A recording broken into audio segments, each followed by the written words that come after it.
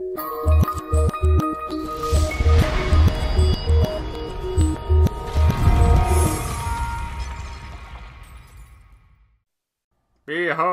the future, where you and I are going to spend the rest of our lives. Really? I'm looking forward to it. Yes, and I hope you're all looking forward to the premiere episode of So to Speak.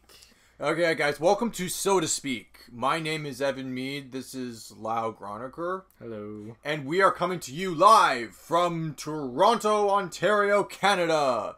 In a basement apartment we like to call... The Android Dungeon! Yes, the Android Dungeon. It's been a wonderful home we've had for the past little while, and we decided to just come up with this fun little show to bring to you any topic under the sun that has to do with entertainment, news, the stuff we all like to talk about, so to speak. We're so clever. Alright, so today we're going to talk about some of the worst movies ever made, because people really like to dwell on the negative side of films. I really have noticed that. And by the way, some little background on us. I, Evan, am a filmmaker graduate from the Toronto Film School, and I graduated about 7 years ago. I have made 2 short films, 3 actually, sorry.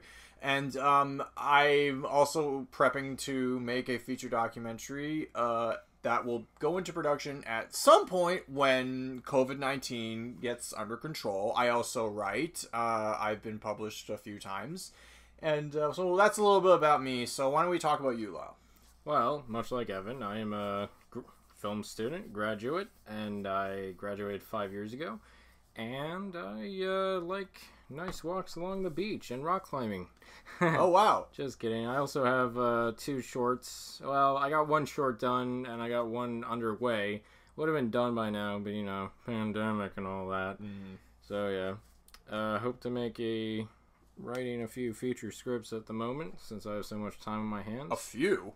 Yeah, I got a couple under my belt. Oh, wow. Like, I'm having a hard enough time, like, juggling just 1 feature film. Your buddy here's over here doing 2. That's incredible. Hopefully they're a lot better than the films we're going to be talking about tonight. Oh, yes. So, you actually had a really good tangent going on, like, because, you know, people do dwell on the negatives when they talk about movies more so than the good. I mean, there is room to talk about the good, but we'll get to that one later. Yeah. So, for now... Let's, we got a list here of the films that are considered the worst.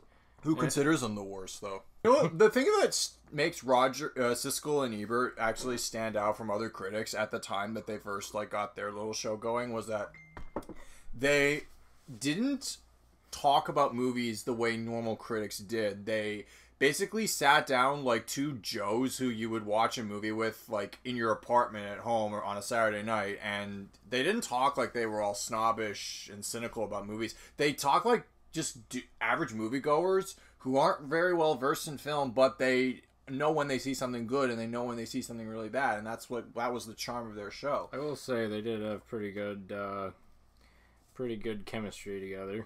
They really did. For what it was worth.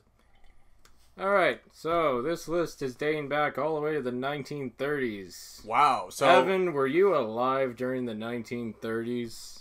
My grandparents were barely coming into their own at that time. Oh, mine too. Yeah. How about that? Yeah, we're a bunch of, I guess, would we be Gen Y or the tail end of Gen X? Because I was born in 92 and you were 95, so... Yeah. So we have a unique perspective on all of this art at this... We were born in one of the most fascinating times in, like, not just movie history, but, like, the history of the world, too. Yeah. Yeah, the 90s were pretty great. I wish I was a little bit more aware of it when I was around. So do I, man. Alright, so let's begin this list. We got 1930s here. It starts with Maniac. I haven't seen all of this movie, but it's on YouTube. You can kind of, like... I kind of just streamed through it. And I kind of stopped at a part in the movie where, like, this mad scientist rips an eyeball out of a cat. Jesus Christ. I think it was I'm pretty sure it was a fake eye. I, like, posted it on a comment, and it's like, Jesus, that's sick. Yeah, so no animals were harmed, hopefully, in the making of this schlock. Yeah, I think that's the best way to describe it, because it looked like schlock. I don't have much to say, but I think any movie, it's like a mad scientist doing Well, I do have one experiments. question. A lot of movies like from this classic era of film from the 30s and the 20s. Well, I mean, the 20s, that's when like they were silent films, and then the talkies came a little later. Well, this is around the time where Frankenstein and Dracula were coming out. So Yes. I think everyone was trying to make like a universal horror Now, film. the inspirations for Batman, like one of the most iconic superheroes ever, came from several movies that came out around roughly this time period. There was a movie called The Bat, which is literally about a bat and a man who tries to capture it, and the inspiration that inspired the hero, and then the villain, the Joker, was inspired by a short film. I don't know if it was a short film or a feature, but The Man Who Laughs, like, did that movie, I know, inspired the Joker? Did Maniac, for the sake of curiosity, have any inspiration for the Joker character? I don't think so. I know it was The Man Who Laughs. But... I mean, as I said, I haven't seen the whole thing, but I'm pretty sure this has no bearing on... If you want to see a good Maniac film, there's one in the 70s that has Joe Spinell in it. That's a lot better. Go watch that one. Yeah. Now, just for the record, I'd like to throw this out. We're both avid moviegoers, and, like, Lyle's tolerance for bullshit, like, on screen is, I would make, as an educated guess, I would say it's a little lower than my tolerance for bullshit is, but all my life, I didn't really know what a bad movie was until I got into high school. Like, when I was a kid, I genuinely just loved going to the movies as I started to grow up, and I liked watching movies. I didn't really have any movies that I, like, hated, per se, but I didn't learn to do that until I, like, was in high school and was learning to understand the craft a little bit better. But there is one movie that we're going to talk about later that made me cringe as a kid, and that earned the title of the worst movie I've ever seen in my life, but not to get ahead of myself. So yeah, let's keep going on this list. Reefer Madness. I haven't seen this. I saw the Nostalgia Critic talk about this one. Oh yeah. Yeah, I remember when I was younger, like going on like what inspired me to look into bad movies. I think Nostalgia Critic and all that stuff kind of made me a bit more cynical about really really lousy movies. Yeah. Reefer Madness is labeled as an exploitation film and propaganda. Oh yeah? About the horror, the temptation, the evilness of marijuana. Oh no! The devil's lettuce, folks. Yes. Gotta watch out. Wacky tobacco. Tell your children. Oh god. It's like that PSA from the 80s. Like, remember where they're all dancing? Like, drugs, drugs, drugs. Ask your mom or ask your dad. Drugs, drugs, drugs. It kind of paints drugs in a positive light, unintentionally. I think I'd rather do drugs. I didn't watch that. This isn't related to bad movies, but do you remember that cartoon where they got literally every cartoon character in existence to talk about drugs? Yeah, I remember that one. I remember watching that on a field trip to the police station in grade 6. Right. Now, Evan, you can't talk about bad movies without talking about the granddaddy who started it all, Mr. Edward D. Wood Jr. Oh, yes. His first film being Glenn or Glenda. And this is correct me if I'm wrong, but this was his first collaboration with Bela Lugosi. Bela Lugosi, yes, yeah. Bela Lugosi. Yes, he appears as like a little bit of a narrator or someone who just sits in front of a camera and kind of explains what's going on, but not really. Yeah. Beware the big green dragon that sits on your doorstep. Oh. He eats little boys. Wow. I cannot, for the life of me, explain what this movie is really about. It's more or less his kind of semi-autobiographical take on him enjoying the feeling of wearing women's clothing. Okay. That's pretty much it. And it goes on for quite a while. There's even a part in the movie where he has this nightmare sequence, and it's kind of just weird. He takes a lot of stock footage to kind of pad out the runtime, and it doesn't really work, but I kind of commend it because he's really putting his heart and soul into it. That's the one thing I'll say about Ed Wood, and we'll see more of his movies on this list, I'm sure. But he didn't do things in a cynical way. He was ahead of his time and behind his time at the same time. It was the weirdest like experience you'll ever see watching an Ed Wood film. I have seen one Ed Wood film, and you're about to get to that, but we will get to. I imagine this one, the one you're talking about, will definitely be on this list. Yeah. But yeah, we'll talk more about Ed Wood later. We have a few more others to cover. Robot Monster. Oh yeah. Robot Monster is about a robotic monster. Basically, I saw this movie once, and it's about this family who survives. I guess it's set in a post-apocalypse, I guess. It's just shot in a barren hill. And they're being hunted by this gorilla wearing a diver's helmet. I'm going to pull up a picture just to show you what the hell this thing looks like. Because the very look of it is laughable and awesome at the same time. Look at this thing. I remember seeing this in a genre parody one time, and I'm like, oh wow. And I didn't get what it was from, but yeah, it looks cheesy, but also looks nightmarish at the same time. I kind of like the diver's helmet scared the shit out of me when I was a kid. Yeah. Oh yeah. I kind of like the poster because he has a skull inside of his diver helmet. That's kind of intense. Skeletor over here. Yeah. I don't really. There's something kind of kitschy about this movie. It's so cheaply made. And so, like, quacky. Like, everything without the monster is boring as fuck. Oh, yeah? I'm not gonna lie. All the actors are really bad. There's not much of a story pushing it forward. Well, and the whole movie ends on a dream sequence. Well, unfortunately, when Hollywood was all just a dream. And it's kind of a waste. It kind of makes it a waste of time. But, like, I don't know. There's something kind of lovable about it. Unlike other bad movies. I kind of get a kick out of Robot Monster. Well, when Hollywood was toying with the monster genre back then, there were only a handful of monster movies, even like the first ones, like they weren't classics. Like they became classics later on. I will say, like in the 50s, a lot of monster movies were kind of a dime a dozen. Like you could get them anywhere. They were cheap to make. It's like almost the entire movie is just a bunch of people wandering around trying to get the monster, and in the last 10 or even in the worst cases, the last 5 minutes, the monster shows up, it goes, Rawr! And they defeat it, and they win. And then the Japanese came along and changed the whole thing with Godzilla. Oh, yes. It's where a monster actually means something. Yeah.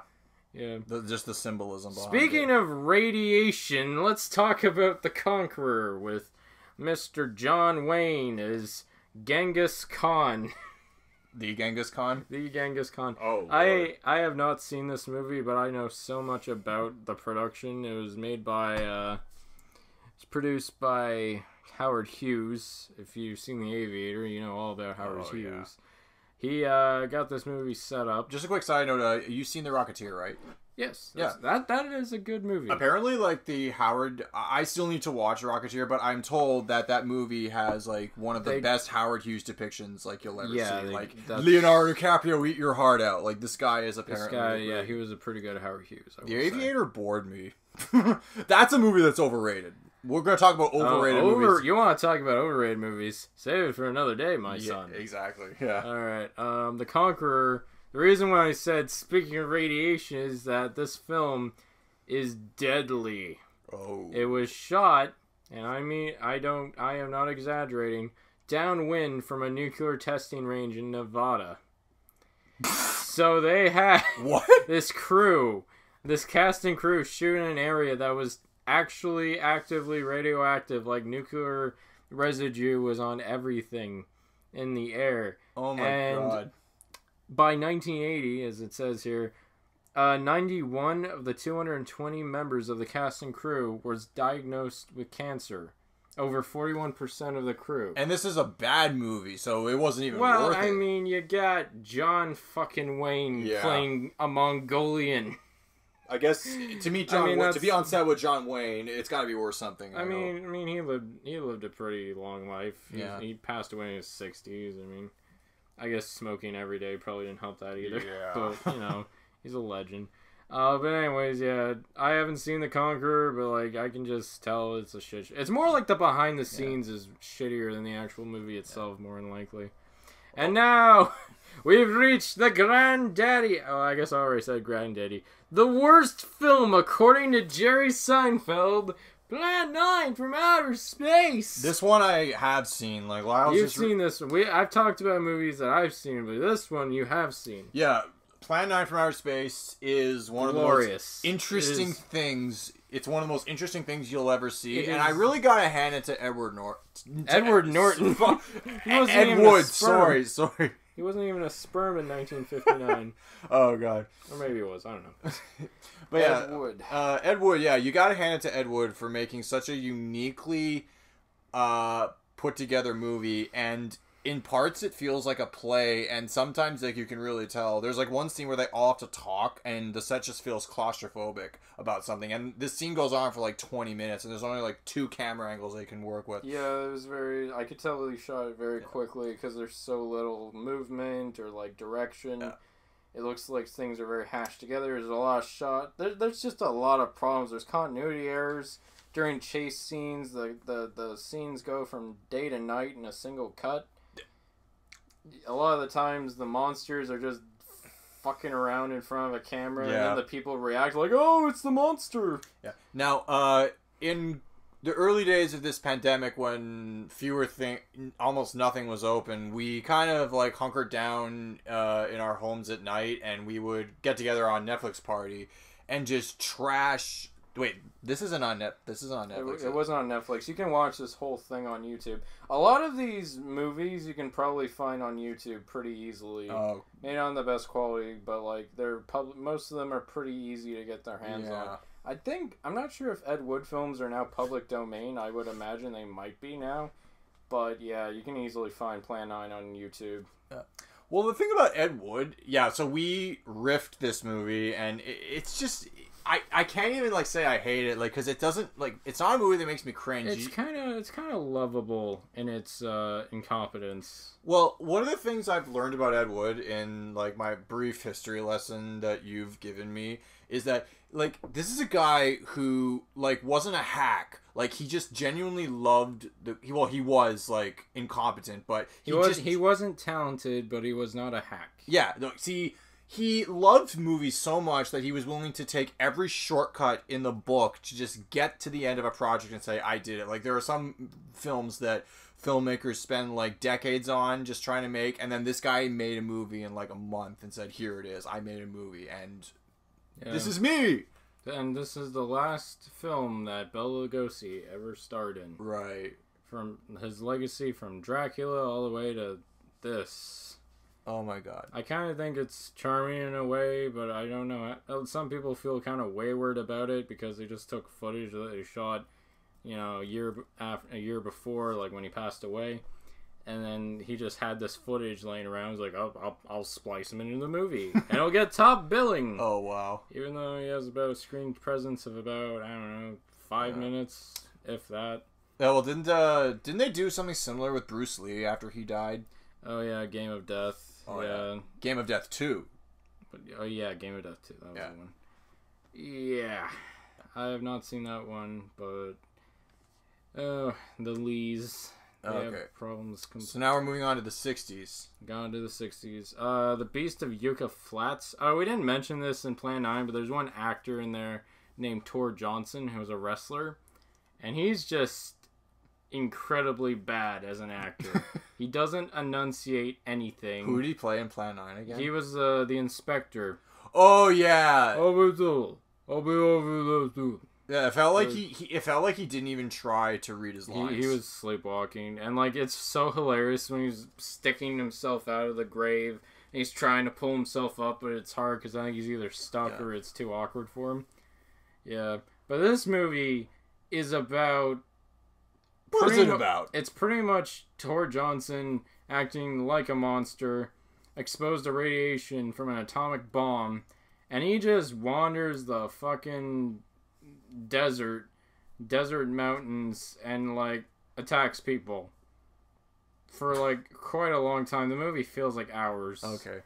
And it's just crap. Like I think I hate it even more than Plan 9 because Plan 9 is decent in how crappy it is, but like Beast of Yucca Flats is a waste of time. It's one of my least favorite movies.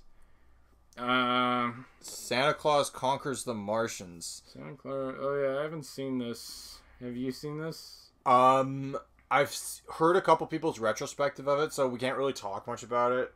It helps when both of us have seen, or one of us has seen a movie, because then like I can tell you like what's what. Yeah. So I just know that it's one I want to see though, like this Christmas maybe. You really you want to spend this Christmas hunting down bootleg tape of Santa Claus Conquers the Martians. Just the title, man, like it just jumps out at you. You know, there's a lot of classic Christmas films. I really wonder. It's a Wonderful Life. Yeah, Elf. Wonderful Life, National Lampoon's Christmas Vacation. You know, I'm wondering, like, does anyone consider this their favorite Christmas movie? Because people are convinced, and they tell themselves that Die Hard is the best Christmas movie. I would agree too. It's just kind of an unusual pick. That didn't even come out at Christmas. It came out in like July of. I know. What year did that come out? Like 88 or 80. I gotta look this up. Oh, it doesn't matter. But anyways, like, I wonder if Santa Claus Conquers the Martians. I wonder if there's some troll out there who says that's my favorite Christmas movie. Well, you know what, dude? There's this YouTuber who I follow named Cinema Wins. He is the antithesis of Cinema Sins, who apparently is able to now fuck with movie studios because of how his fans interpret his like satire as legit criticism of movies, and it's really ruining the way we talk about movies, to be honest. But Cinema Wins is the antithesis of that. He's this really nice guy, and his philosophy, whenever he points out good things about even movies that I personally don't think are very good, even when he points out good things about them, his philosophy is every movie ever made, even the bad ones, is someone's favorite movie, at least one person's favorite movie.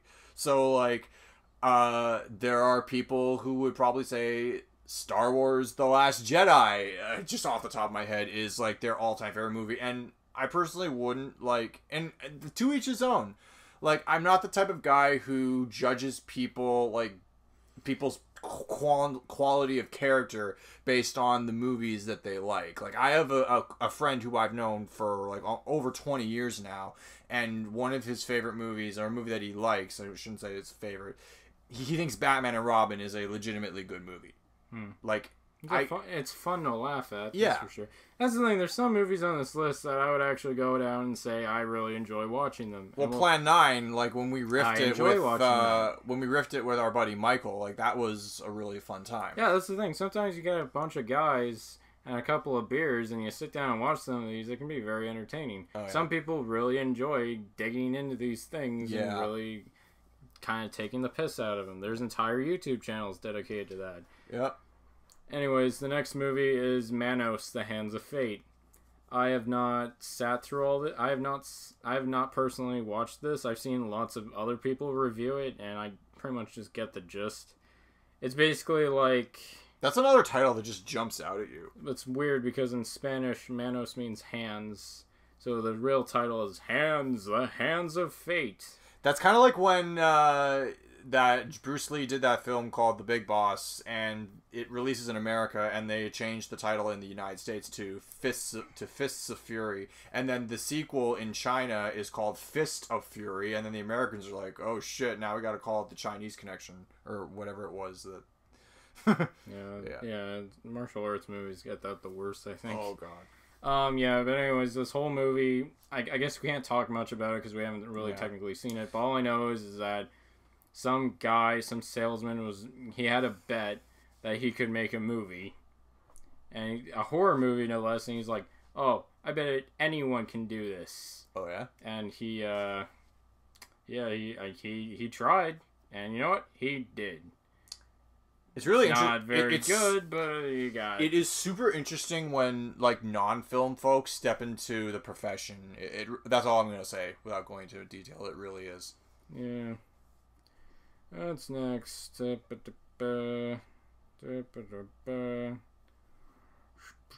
Oh, Exorcist 2, The Heretic. And then we jumped like a full decade past the last one, so we're in the 70s now. We're into the 70s now. I haven't seen this. I know that the first one is like a classic, like The Exorcist. Just for viewer and listener discretion, I'm not a horror movie guy. I am. It is the genre that I am the least versed in. I have seen a couple of horrors, like the killing of the sacred deer, thanks to the pandemic, like forcing me to expand my horizons a little bit. It's more of a thriller. I don't know, outright horror. So, but I have seen Nightmare on Elm Street. I still need to see Friday the 13th. I've seen the one that doesn't have Jason in it. Oh yeah. Yeah. So Exorcist 2 is it looks kind of out there. I don't really know what they were thinking with it because it has a lot of odd sequences. It's not particularly scary either. It's just goofy. Yeah. Yeah, there's not much to say, really. The first Exorcist is a movie that looks so uncomfortable that I just simply refuse to watch it. Caligula. I've seen Caligula. You ever seen Caligula? I don't think so. It's an erotic historical drama. Oh. It basically details kind of like the fall of Rome. Like just this ruler who was so nuts and so lewd. Played by Malcolm McDowell. Oh.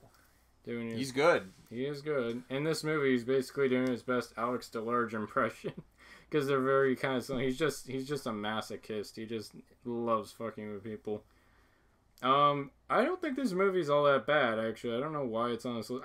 I mean, it's crude, and there's a lot of, like, unsimulated sex in this movie. Oh.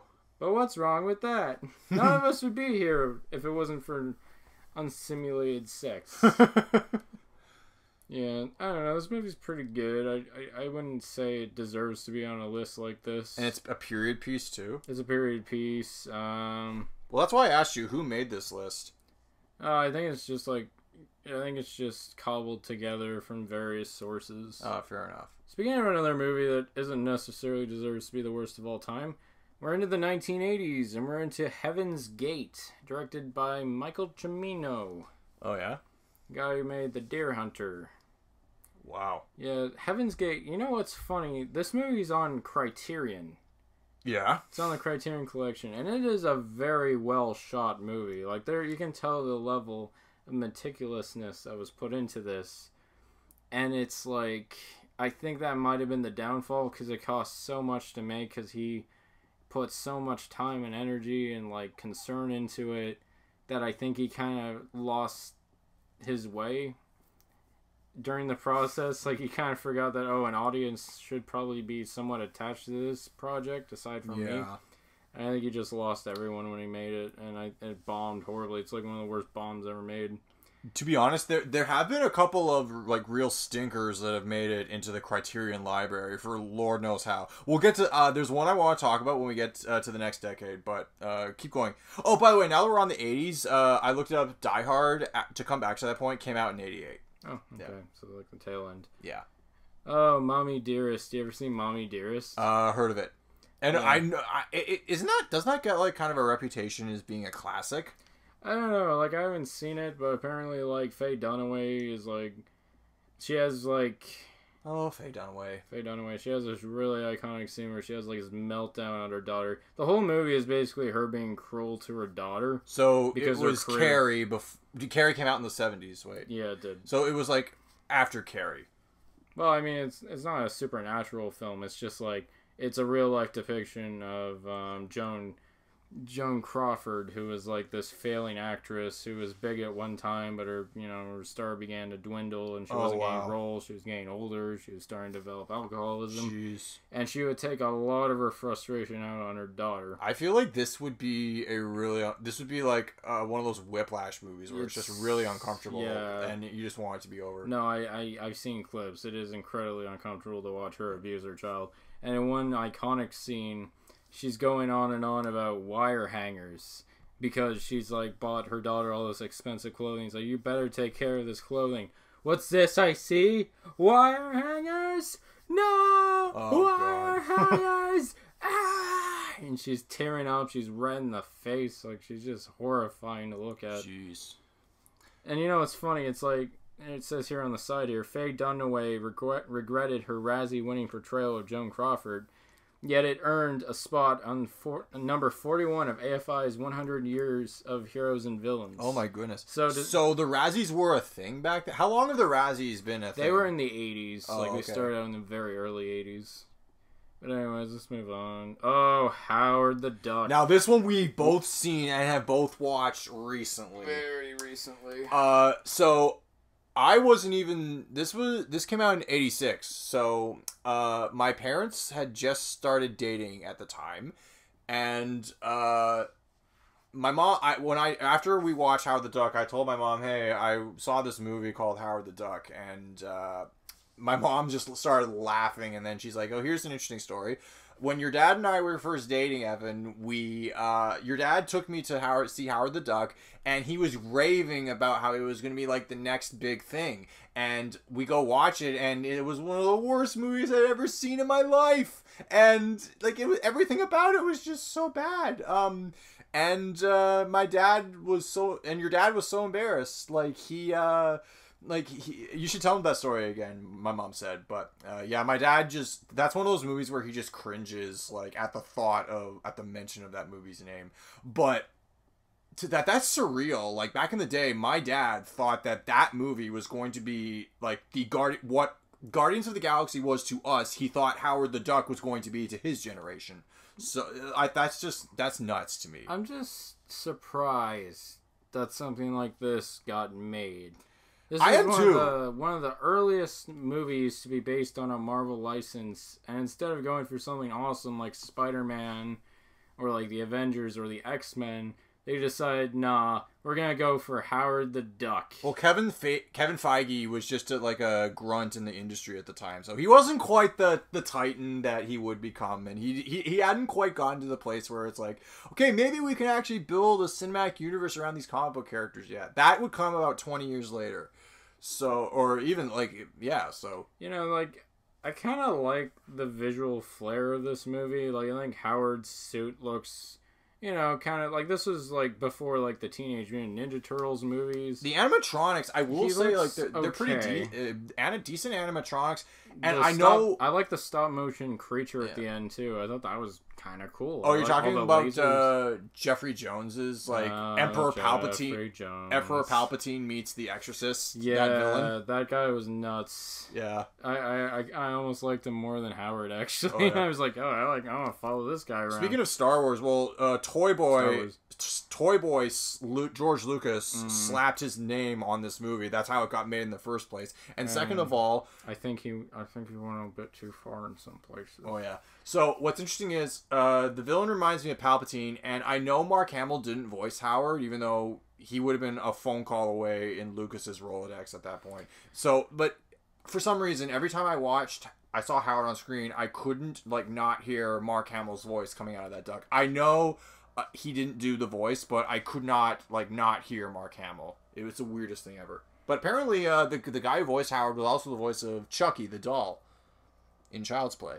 Mm-hmm. And then Child's Play did get remade, ironically enough, very recently, and Mark Hamill was Chucky in that. I'm very glad that Howard appears at the end of Guardians of the Galaxy, because if he belongs in any part of the MCU, it's got to be the Guardians of the Galaxy. Exactly. And he's voiced by Seth Green. Yeah, your favorite ginger. Yeah. One of your favorite gingers. Yeah, I'd say he's my favorite ginger. I remember being in the theater for at the end of Guardians of the Galaxy, and the friends I went to see it with at the time, we all sat till the end because that's what you do in a Marvel movie. And then I see Howard on screen, and I oh my god, they're not going to try and remake that, are they? And then I looked up the roster for upcoming Marvel films, and I'm like, oh, good. No Howard yet. Although, they can get away with anything. Avengers Endgame is the highest grossing film of all time. I feel like a Howard the Duck movie could sort of work. I mean, Guardians of the Galaxy was a bit of a risk, too, wasn't it? I don't know. I think I'd rather see, I know they're making this series called What If? And I'd like to see one with Howard the Duck. Maybe, Howard the Duck leads the Guardians of the Galaxy, or we see the day of the life of him. And, yeah, well, that's another story. I mean, I think that's more feasible than making an outright Howard the Duck movie or a Disney Plus series. Or one thing I forgot to mention before we move on, fucking bestiality. This movie glorifies it. You got Lorraine, who is Lorraine McFly. Yeah, or Lorraine Baines. What was her last name before? Lorraine Baines. Lorraine Baines, yeah. Leia Thompson from Back to the Future is in this. Yeah. I didn't know she has pipes, actually. She's in a rock band, an all-female rock band. She's pretty good. I guess you're not ready for that, but your kids are going to love it. I have not seen Superman Quest for Peace. Have you seen Superman? That's Superman 4. I've seen clips of it where I've seen the famous conference where Superman literally goes before the UN and says, hey, chuck all your nukes. And this movie came out in 87, so this was right past like that critical like turning peak of the Cold War where Gorbachev and Reagan were like at each other's throats politically, so and tensions were really high. So to have like Superman come and say, yeah, just chuck all your nukes, it seems surreal that would happen. But then there's Nuclear Man, and I actually have seen clips of this. I haven't seen the whole Nuclear Man. He's like probably one of the most over the top like comic book villains you will ever see. Now I can't say too much more because I've only seen clips, but based on what I've seen, yeah. So Garbage Pale Kids movie I haven't seen. Leonard Part 6 I haven't seen. Mac and Me I haven't bothered sitting through. I think it's apparent that like, you know, we need to watch more bad movies. Yes, that is exactly what we should do with our time. Our precious time. Well, to be fair though, like if you're going to understand the craft, you have to understand what makes a movie bad, because if you just watch like quality flicks, you're not going to understand like what actually makes a movie bad and why people dislike certain shit. So moving on to the 90s. We're on to the 90s. Troll 2. Never seen the first one. Or this one. I don't think you need to see the first one to get the magnificent essence of Troll 2. I haven't seen either. That's definitely one I should probably at some time, because we like bad movies. Yeah. Sometimes you can have fun with them, but some of them are so bad that, you know, you're just gonna cringe. Yeah, so that we need to get that under our belts. We need to sit through Troll 2. A movie that's not on this list for some reason. Two movies that are on this list from the early 90s are, well, we both seen Ninja Turtles 3, and you have seen the Super Mario Brothers movie. But both these movies came out in 1993, and they were overshadowed completely by like other stuff that came out that year, like Mrs. Doubtfire, Jurassic Park. Like some of my all-time favorites came out in that year, and then you got shit like Ninja Turtles 3. I wasn't the biggest Ninja Turtles fan growing up, but I have like heard people talk about why the third movie is so bad, and I honestly saw the first two like a couple times when I was young, but I didn't get really into them. I revisited them in like a nostalgic like phase through high school where Ninja Turtles was just cool to talk about for a week or so of my life. So I revisited the other two Ninja Turtles, the first two Ninja Turtles movies, and they hold up really well. Secret of the Ooze is a little bonkers, and it's very silly. And the whole fact that, you know, Shredder can get crushed by a compactor. Oops!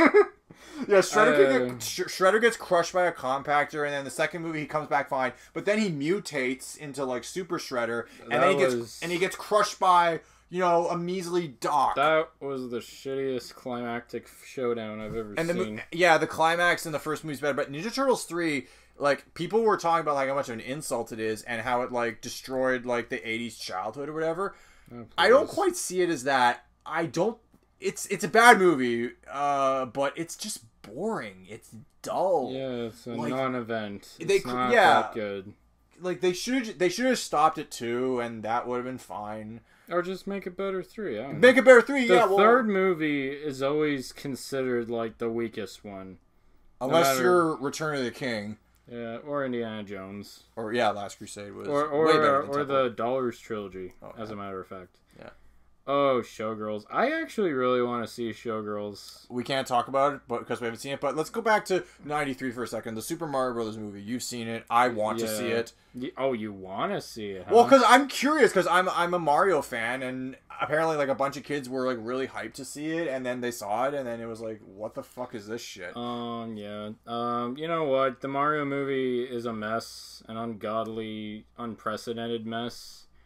It was, but it kind of broke some ground, like no one made a movie about a video game before. Yeah. And how do you make a video game about how do you make a video game about Mario, Evan? How do you make a movie about a video game where all you do is run to 8 castles to save some lady from an evil turtle? Well, didn't they Peach, well, she wouldn't have been called the Princess Peach at the time. They would have called her either just the Princess or Princess Toadstool. But Daisy somehow made it into the movie. Yeah. I haven't seen it, but I know this much. Like, and I also know that Dennis Hopper phones in like the worst. Like, I've seen one clip where he's just like, looks like I win. And apparently, I watched this video recently about the making of that movie, or a negative retrospect on the making of this movie. Apparently, the production was absolute bonkers anarchy to the point where people were crying.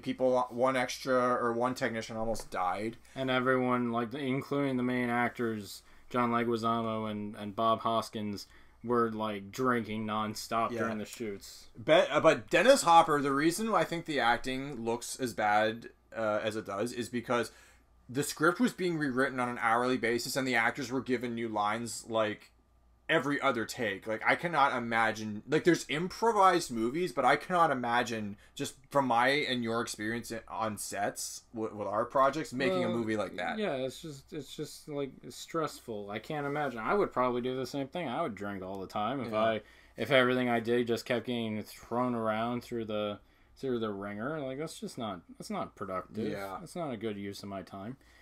Yeah. Bad adaptions, what can I say? You know, it's another bad adaptation. Batman and Robin. Oh, God. You want to talk about bad acting where no one takes it seriously? Like, George Clooney does not even try to be Batman. He's not. I will scowl at anyone who thinks he's a good Batman. Like, even Adam West, I would rank better than him. Because at least Adam West knew what he was getting into. George Clooney thought at first that he was going to play like Bruce Wayne and the Caped Crusader. But then it became apparent at some point in the production that no one gave a shit. So, and apparently Chris O'Donnell, in retrospective, has gone on record saying it felt like a giant toy commercial and no one cared. I kind of get a bit of a fun vibe from this movie. Like, I enjoy it for what it's worth. Like, it's bad, but there's so much about it that I quote on a weekly basis, especially Mr. Freeze. Arnold Schwarzenegger is like one of... he's a fast... We're going to have to do a whole episode just on him specifically, because he is one of the most fascinating Hollywood figures and just actors and just people you'll ever meet. Yeah. Like, he took schlocky movies, but he just had fun with everything he did. And you can... Even though the movie's garbage and people didn't care, you can tell that Arnold just showed up to have fun, and he just ran with it, man. And Uma Thurman in this movie, it's like... Curses! Oh, you hurt my ears. Oh, sorry. She said, she was like, she started off in a few movies, and then Pulp Fiction brought her into the mainstream, and then she appears in this, and it hurt her career so badly that, like, one of the next things she was in was Kill Bill, another Tarantino movie. And then she was in a resurgence, and then she starred in that My Super Ex-Girlfriend or whatever. We'll get to that, and that's in the next decade. I don't think that's on this list, but, like... I've seen My Super Ex-Girlfriend, I'll talk about it. Okay. I have not, because I didn't care. But anyways, like, I think Uma Thurman just shouldn't be in superhero movies. Yeah. Just stick to Tarantino movies. Yeah. Wait, what's the Avengers doing on? No, that's the 1998 Avengers, not the 2012 Avengers. Oh, is that the... That also has Uma Thurman in it, actually. That, no, so not to be confused with that intellectual property that that made, like, the highest grossing film of all time. Yeah. This was based off a British TV show. Have you seen The Avengers? No, I haven't. Have you okay, seen we it? Can't talk about it, so moving on. Not much to say there. Now we're into the 2000s with the greatest movie that Scientology could possibly make. Oh, God. Battlefield Earth. You know, that night Cody invited us over to his place where we did, like, a bad movie. Birdemic came out in this decade, right, too? It came out in the 2010s. Okay, then we'll talk about that in a bit. But we watched Birdemic and then this shit. I was laughing and having the time of my life ripping apart Birdemic. Birdemic was a lot of fun to laugh at. We had some drinks. We had some laughs. Battlefield Earth is a cringe fest. It's depressing to think about. Battlefield Earth is like... It is cinematic melatonin. You get so bored watching it. I just don't care about it. It's an interesting premise. I'm not gonna lie, interesting premise with all post-apocalyptic shit, and an alien race basically subjugating humanity or what's left of humanity. So on paper, you feel like it had some potential, but the execution is just blah. No, it's not very good. Like, it's dull. In fact, you know what? If you want a movie that does this idea a lot better, there's this French animated film from the 70s called Fantastic Planet, and it has so many similarities to Battlefield Earth that like I feel like L. Ron Hubbard just like saw the movie and is like, I could write a book like this. Wow. In English. And this was made at a time when like a bunch of Hollywood elites were like really drinking from the Scientology Kool-Aid. Like you had John Travolta and then Tom Cruise a few years later. Yeah, I don't know. Like, John Travolta wholeheartedly endorses this movie. Even to this day, he thinks it's great. To each his own. I mean, hey, if you're proud of it, whatever. But it fucking trashed his career for years to come. Yeah. And now he's back with something we'll get into in the next decade. We'll save one of these for later. Glitter. Have you seen Glitter? No. This decade, I've seen quite a few bad movies from. Yeah, this is more our generation, as opposed to the 30s. Like, we were going to the movies. At this point, we were going to the movies religiously. Glitter is basically a vehicle for Mariah Carey to start acting. She basically plays herself as a pop singer who, there are some breaks in. Singers that really try to break into the camera, like away from music videos and just be in their own movie, but it really didn't work out for some of them. Are there any like singers that were like had a successful like on-screen like transition like from the record label to the film studio? I guess J-Lo is in some things. That's also true. Yeah, she was in. She actually did okay. Yeah, did some bad movies, of course. Of course. Eminem was into like 8 Mile. Right. Yeah. He kind of stopped after that. He didn't show up in as much. Well, because the guy, he was so focused on his rap career that it just kind of overshadowed everything else. And you get this feeling that, like, 8 Mile is, like, a really personal story. Queen Latifah got into acting. Yeah. She did okay. Beyonce did oddly enough, at the end of this decade was, like, Beyonce Knowles' was, like, big, like, film debut. And that's coming up. It's called Obsessed, but we'll get to that when we get to that. I don't think that's on this list. Well, Obsessed... The trailer made me cringe. Like, that came at the end of this decade, and... Alright, well, anyways, Glitter, it bombed, and notoriously, because it came out in 2001, Mariah Carey's like, nobody went to the movie theaters because 9/11 happened. Oh, yeah. So 9/11 was the one that ruined this movie, not me. And I was like, oh. That's, like, okay, 9/11 ruined a lot of movies that had to do with buildings, buildings, airplanes, terrorism, and apparently, wasn't there a Tim Allen comedy, Big Trouble? Oh yeah, Big Trouble. Big Trouble got trashed because there's a joke where they like smuggle a bomb onto an airplane, and they easily get through customs, and Tim Allen has to hijack the airplane. Oh wow! Like two horrible, like horribly inappropriate jokes for the price of one. Just didn't really. Yeah, it was a bad timing all around. Yeah. Okay, have you seen The Master of Disguise? That trailer made me cringe too. And the guy from Wayne's World was in it. Yeah, Dana Carvey, yeah. As Pistachio Disguisey. Oh, he's an Italian. He makes funny What year did that accents. come out again? 2002.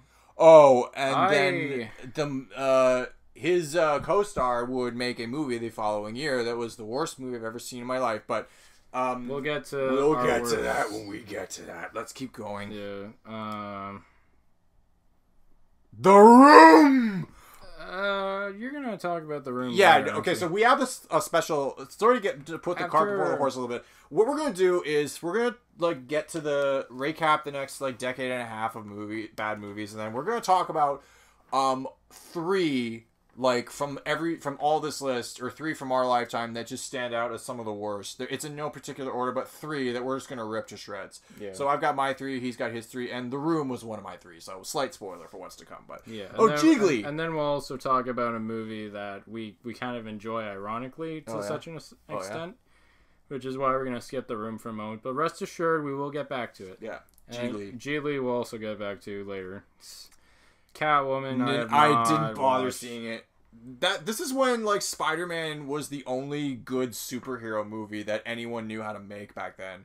And Spider-Man started this trend like if that can work, maybe this can work. And then Catwoman was a disaster. Yeah. Oh god. I haven't seen it, but I've seen clips of it. It just looks like a mess. Like I don't. Does Halle Berry regret that? Do you know offhand? Yeah. She went to the Razzies and she accepted. And he's like, "Thank you so much." She was kind of parodying her Oscar acceptance, which happened like a year or two before. She's like, "Thank you so much for giving me the opportunity to be in this piece of shit movie." Oh my god, that was funny. Oh fuck, Super Babies, Baby Geniuses too. Have you ever seen like any of the Baby Geniuses? That same buddy who I mentioned who likes Batman and Robin, like legitimately, he dies laughing at the first Baby Geniuses movie. And when he just telling me about them, I'm like, this sounds like the stupidest shit ever. I'm not watching. I have no interest in it. When I was a kid, I watched Baby Geniuses a lot. I won't lie. Yeah. Oh, okay, so moving on to one that we have seen. Okay. Let's see. Alone in the Dark. Oh, an Uwe Boll. We haven't even gotten to Uwe Boll. There is a movie that he did this decade, not Alone in the Dark, but In the Name of the King, A Dungeon Siege Tale. Yeah, I've seen that. It came out 2 years after Alone in the Dark. I've seen Postal, which, you know, honestly, of all of his movies, I think Postal is just a goddamn riot. It's so like you want to talk about movies that make fun of 9/11. Oh, the opening credits of that movie. It's just explosively offensive. And we were just talking about like movies that got trashed at the box office because of 9/11 and some productions that just got canceled altogether. This movie had the balls like less than a decade after 9/11. Like 6 years after the fact, yeah. No, Uwe Boll is just notorious for like taking a bunch of video game properties, adapting them in like the most haphazard way possible. So and reaping the rewards. In the name, he did this with Dungeon Siege, and he called it In the Name of the King, A Dungeon Siege Tale. And on my 16th birthday, I remember my dad wanted to take my brother. I asked my dad and my brother, "Can we go see the Golden Compass for my birthday?" Because it looked like, you know, the next Lord of the Rings. I was intrigued. I wanted to see the Golden Compass. We go to the theater. Golden Compass is sold out, but there was another fantasy movie called In the Name of the King, and my dad looks at the poster. I'm like, "Oh, it's like Lord of the Rings," and we love Lord of the Rings, don't we, son? Like, yeah, Dad. So let's check it out. We had missed like the first 20 minutes, but we walk into this fight scene that looks like it's something out of Power Rangers. Like Jason Statham is completely miscast. Like I can see.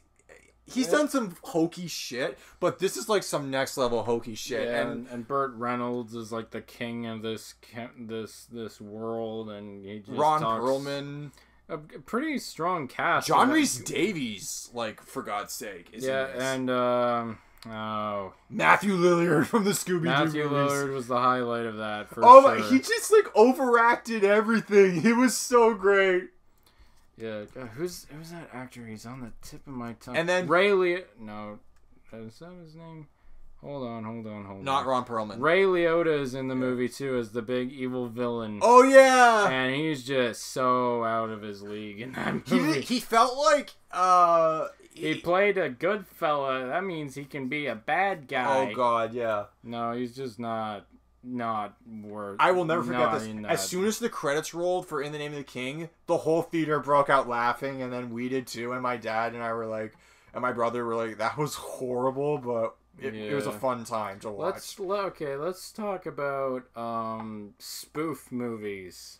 Movie movies, so like Epic Movie and Meet the Spartans. I'm not gonna lie, the spoof movies for me started with Mel Brooks, and Spaceballs is the first spoof movie I've ever seen. Those aren't really related to these, though. Yeah, no, this is schlock. This is like, you look at the trailer of a movie, and it's like, let's make a joke about the trailer rather than the actual film itself. And this is from we could have made a whole episode on the guys that watch too many movies. Yeah, to be honest. Seltzerberg, and like, these guys are still working today, making direct-to-DVD schlock.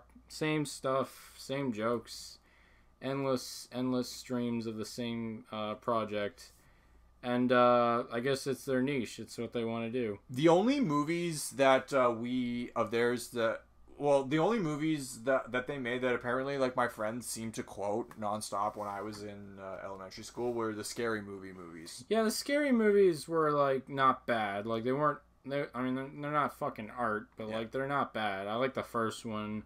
And, like, I'd say, like, the first three are, like, solid overall. But then they get kind of, like, watered down. Just for some context, Meet the Spartans parodied everything that came out in 2007. Disaster Movie parodied, like, a few other movies. I remember there's one joke where, like, a fat Miley Cyrus knockoff gets crushed by an asteroid. Don't think she was fat. I think it was just Miley Cyrus. Like, oh my god, it's Hannah Montana. Oh, yeah, that's right, yeah. Sorry. Hannah Montana, Miley Cyrus. You're not supposed... those are supposed to be, like, two separate people. Yeah, I think. That's the joke, and Kim Kardashian pointed that out. We are now into the 2010s. Oh, and... Birdemic. You're gonna regret it. Birdemic, Shock and Terror is the best film ever. Oh, wait, Shock and Terror? There's a subtitle? This guy wanted to make more of them? Yeah. Birdemic, Shock and Terror is the best film ever shot on a conventional camcorder that you can buy at Walmart. Do you know that I honestly cannot even tell what the movie's about until like 40 minutes in? Oh, it's a slog to sit through for like a whole hour. It's not like it takes like an hour before birds finally start attacking. And there's no, like, was there any build up to it? Like, no, not really. I mean, it's like, you gotta worry about the environment. It's the environment. The environment is an important, fundamental theme of this amazing film.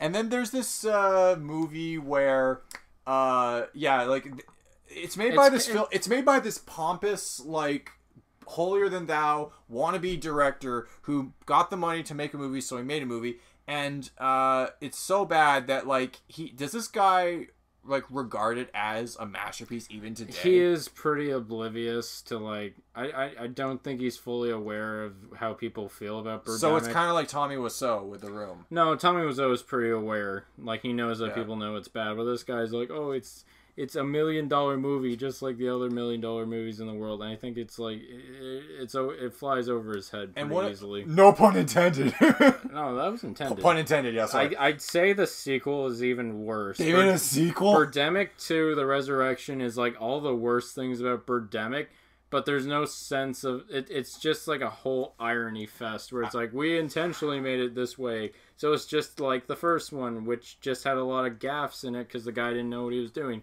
Now it's like, instead of getting better, he's just sort of it's like a refried bean of a movie. It's just microwave bullshit that he decided to do again.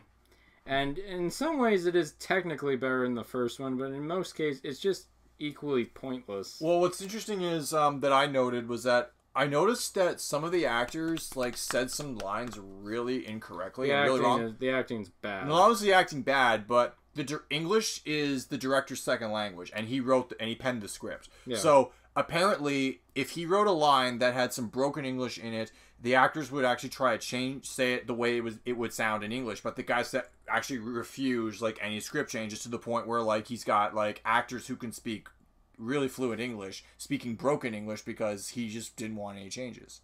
So that makes him kind of worse than Tommy Wiseau. Tommy Wiseau didn't want the script changed at all, but Tommy Wiseau speaks broken English too, but at least the other actors he worked with were allowed to talk in fluent English. Like, if their English was too perfect, he wouldn't, like, beat them over the head. This guy did that. So that, on a way, that makes... Troll 2 has the same problem where, like, all the actors had to read their lines as written from the script, and it comes off as very awkward. Oh, wow. You know, like, the whole environmental thing reminds me of, like, you ever seen that M. Night Shyamalan movie, The Happening? No. The plot... I don't want to see it. Oh, I have seen it. It's, That was in the decade we just wrapped up. Yeah, it was. But yeah, The Happening... That came at the tail end, 2009. The Happening was all about trees that release this releases this pheromone that causes everyone in the world to commit suicide if, like, they get caught up in the wind. Oh. The movie tries to make you afraid of both wind and trees. Oh my god. And it's a failure. Mark Wahlberg comes up to a plastic tree. It's like, we don't want to cause no trouble. Oh, God. You know, we just want to use the bathroom, and that's it. no, it's fine. You know, it's cool. And I love like the actors they got. Like they got Zoe Deschanel, Mark Wahlberg. But I seen John the trailer. Leguizamo. Seeing the trailer, I'm like, this is the worst thing she's ever done. Like she's a great actress. She's pretty good, yeah. And that came out the same year as 500 Days of Summer. Speaking of M. Night Shyamalan, what we have here next is The Last Airbender. Hate me. I need to watch the anime. I am told it's one of the best things you'll ever see. You really need to watch. So I can't say show. too much about this movie other than that they tried. Yeah, I would be interested to see, as someone who's not a fan of the show like me, just to sit down and watch this, because I hear people who watch this and not the show. Wait, have you seen it? Yeah, I've seen. Oh, okay. I've seen both the show and this movie, but I've heard that people who don't watch the show are not quite as incensed when they see this movie because they just think it's bad and whatever because they don't have the attachment of the show behind them. This movie is a bastardization of the entirety of the series, namely the first season, because I guess someone thought it'd be a good idea to take an already amazing show and just crunch it into a maybe less than 2-hour experience. Yeah. I don't know who thought that was a good idea. Like, they should have just maybe continued on with the series. But whatever. They could have milked it for like 20 movies and it could have been profitable. Apparently it was profitable like in its first weekend and then it tanked the next week. Yeah, it did. Well, so it was a modest hit. Word of mouth and all that. Yeah. Yeah, I don't know. It's just like this movie really put a dent in M. Night Shyamalan's career. Like, he was just batting 1,000 at this point. Yeah. Excuse me. And yeah, it's just not very good. I would definitely say if you love the show, don't watch the movie. Unless you want to have a good laugh with your friends. Now we're getting into Happy Madison territory. Have you seen Jack and Jill? No. I have. Can we save that for like an Adam Sandler episode? You want to do like a Happy Madison episode? Yeah. Okay, that's because I've actually we were sitting down the other day and I was talking about I'm like I haven't seen that many Adam. I have seen more than 10, maybe like around 15 Adam Sandler movies, so I can talk about the guy. Let's save him for later. But Grown Ups, like on this list, we got Bucky Larson, Born to Be a Star, Jack and Jill, and That's My Boy, back to back to back. Oh my god! So like Happy Madison takes up half. Movie 43. Ooh, here's a fun fact. I watched this on my birthday. And? I loved it. I loved how fucking horrible it was. Oh, God. I died laughing at this. My buddy Cedric, who I went to film school with, who was a really good friend of mine at the time, we got high one night and we put it on and we were like, it doesn't look that bad. It looks kind of funny. I wanted to throw up by the time we got to that Anna Faris, Chris Pratt sketch where... Oh, will you poop on me? Oh my god! And you know what? Like, when I went to work at HMV years later, I had an assistant manager who was kind of a dick.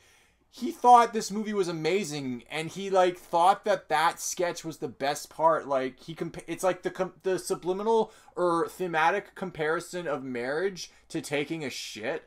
Like. He thought there was comic genius in that. So, like I said, I'm all for this philosophy of if you think something's good, to each his own. But it does surprise me that this many people were attached to it. And by the way, you can at the end of the movie literally takes Josh Duhamel's film career off life support and puts it in its grave. Oh yeah, Josh. Yeah. Which was directed by super controversial, pedophile humor tweeting James Gunn. Hey, don't treat my gun like that. James Gunn is my hero, and I love him. But not for the reasons I just mentioned. Yeah, not for that. That's all embellished. Yeah. But anyways, it was also most of this was produced and directed by Peter Farrelly, who went on to win a Best Picture award for Green Book. Oh my. No. Yeah, he went from this to Green Book. Oh my god. Well, let's continue on because we gotta keep this on time. I don't think there's many others on this list that you've heard of. Ghostbusters 2016. We saw that together. A guy we invited a guy who used to be friends with us, who hated who had a lot of movies he thought were bad. And he couldn't make it that day because he was in Niagara Falls with his sister. So we're like, okay, screw it. We'll go to the theater without you. It's fine. And oh my god. that's one of the worst theater experiences I've ever had. Not compared to like the top 3 I'm about to talk about, but it's one of the worst theater experiences I've ever had. And I remember like I texted on my notepad on my phone and showed it to you like, this movie sucks, wanna go? And then we decided to stay. I mean, we stuck it out. We were kind of like one of the only guys in the theater when we saw it, and when we left, there was this lady who was like, "That was even better than the first Ghostbusters." And then I looked at you, and like I could hear, like I was kind of, darkness, my old friend. Yeah, I was kind of irritated. It's I've like, come to talk with you again. Yeah. Anyways, yeah, no, Ghostbusters 2016 is definitely one of those painful movies I've ever sat through. I do think that's largely because of the large influx of, like, backlash that, you know, like, the trailer got, and, like, a lot of the, just, like, this really toxic, like, environment that the movie was surrounded in, where, like, if you didn't like the movie, you were sexist, if you championed the movie, you were a feminist, like, it was just, like, this constant back and forth. I liked all the actors in the movie. No, like, there wasn't a single, like, actor that, I hated their performances, like, and Chris Hemsworth did the worst thing. Chris Hemsworth was such a dipshit in that movie. No, like, he was clinically stupid. Like, you cannot take this guy anywhere stupid. So, there's one line I remember. The only thing I remember him saying was, "Hey, do you think that aquariums are just submarines for fish?" Oh. Like that, if Homer Simpson said a line like that, I'd almost think, oh, that's kind of fun. But because, like, I was already in a shit mood during the movie, it's like, no. Not even something like that can, like, bring me into it. And they're good comedians. Like, yeah, I like them all. I just don't think the movie's very... I don't really, like, feel like it's a worthy, like, successor to Ghostbusters. It was...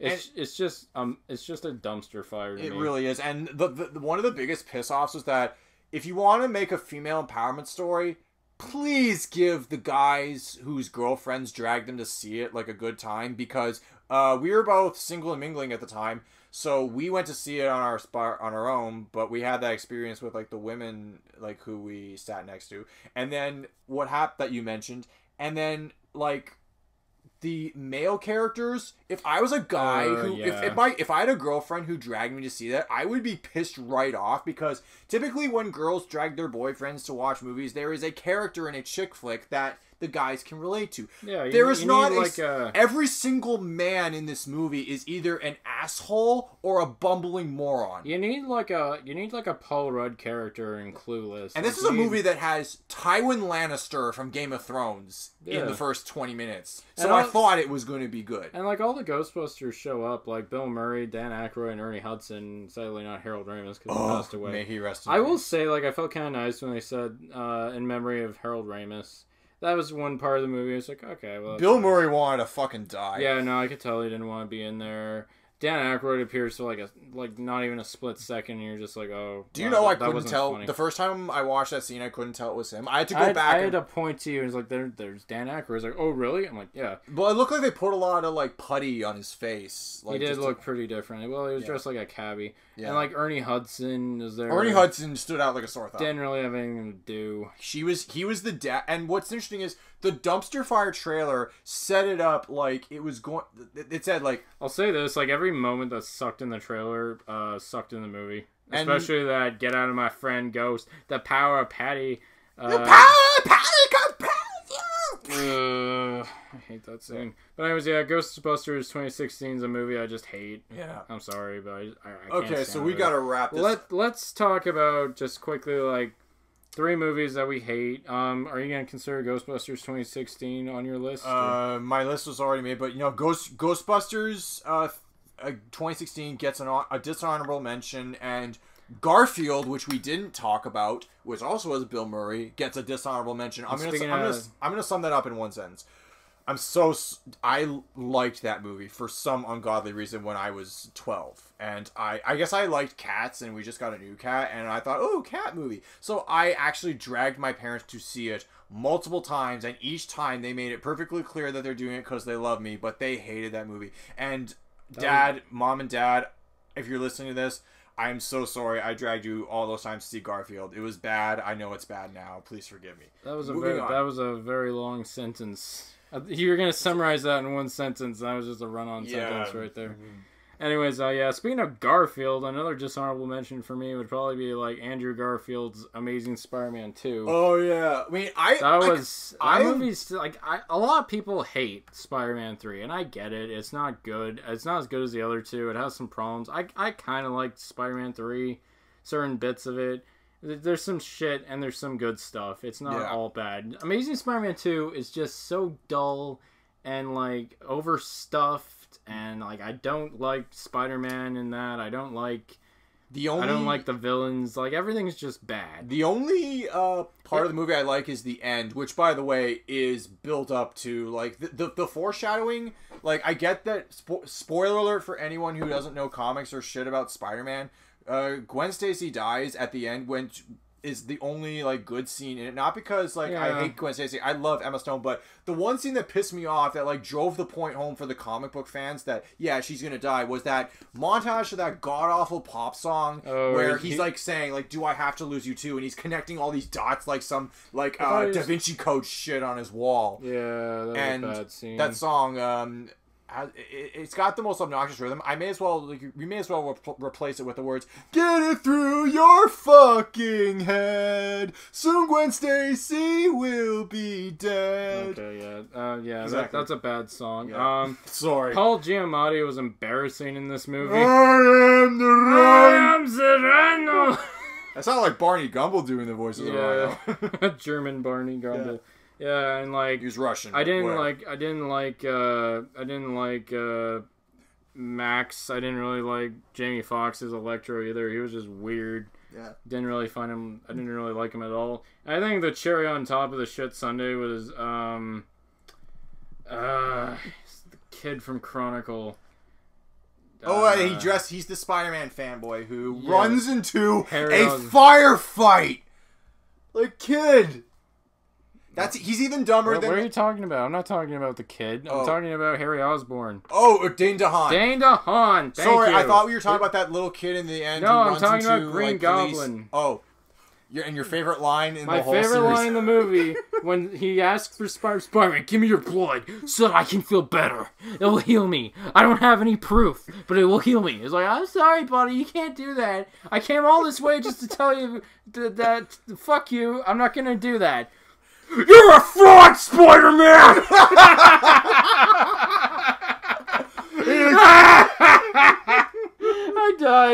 I died when I heard that. Every time I hear that line, I die. That kills me. But yeah, Amazing Spider-Man 2 is an honorable mention. But let's get into our main contenders. Okay, so the three of the worst movies I've ever seen in my life. The Room made it to this list, even though I actually enjoy it more so than the other two I'm about to talk about. It took me my buddy in film school had like a bootleg copy, and he also had the riff track that famous riff track that was done. I watched the movie. It took me 3 sittings to stomach the whole thing. It was unwatchable, but then when you and I started becoming friends, we actually went to a Midnight Madness screening that they do at a local Toronto theater. Yeah, if you want to go in Toronto, if you're a Torontonian, there's this place called Carlton Cinema. Every last Saturday of the month, they play this movie at least 3 showings, and they always sell out, so it's a popular thing. That's on hiatus right now, given the COVID and all that. But yeah, do yourself a favor when all this shit goes down. Go and watch it with this massive group. They throw footballs, they throw spoons. They yell at the screen. They wave on the other side of the screen when Johnny waves offside. Yeah, it's great. It's a good experience. People dress up.